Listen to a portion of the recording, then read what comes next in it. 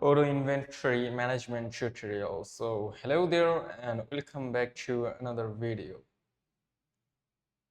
So in today's video I'm going to show you how you can manage Odoo Inventory. So hello and let's get started.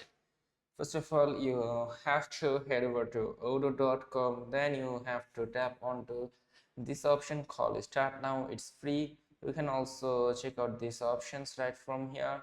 Here you can see a lot of options, for example accounting, knowledge, sign, etc.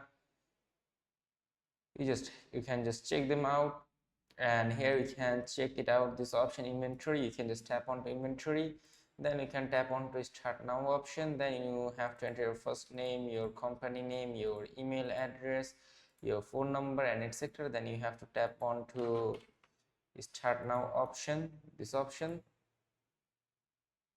and there we go. As you can see, we are now logged into Odoo, and wait until this loads completely. This page loads completely. Now you can check out this inventory option right here, and there we go. This is your inventory. You just have to activate your Odoo account, and then you can just check out your inventory.